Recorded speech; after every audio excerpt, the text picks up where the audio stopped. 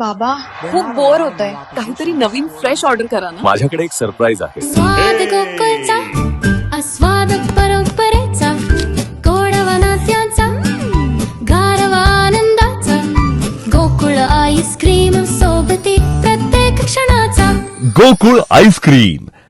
वेंगुर्ला तालुक्यातील मठ गावातील देवस्थान कमिटी अध्यक्ष मनोहर परशुराम गावडे यांच्यावर श्रीदेवी सातेरी मंदिर मठ येथील दानपेटीतील पैसे वैयक्तिक स्वार्थासाठी काढल्याचा गुन्हा वेंगुर्ला पोलिसात दाखल झालाय. देवस्थानचे पुजारी सुधाकर धुरी यांनी ही तक्रार दाखल केली असून भाविकांनी श्रद्धेनं दिलेलं दान जर अशा प्रकारे वैयक्तिक फायद्यासाठी वापरलं जात असल्यानं भाविकांमध्ये संताप व्यक्त होतोय.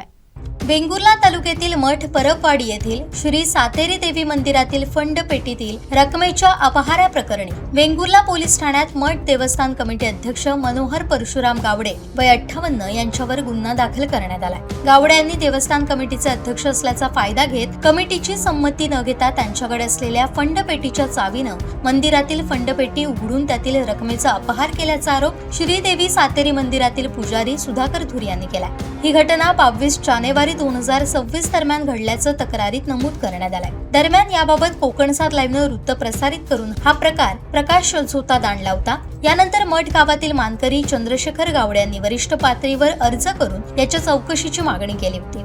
तसंच जिल्हा परिषद सदस्य संजय गावडे यांनीही स्वतंत्र अर्जाद्वारे या प्रकरणाची चौकशी करण्याची मागणी केली होती. या तक्रारीनंतर पोलिसांनी गुन्हा दाखल करून पुढील तपास सुरू केलाय.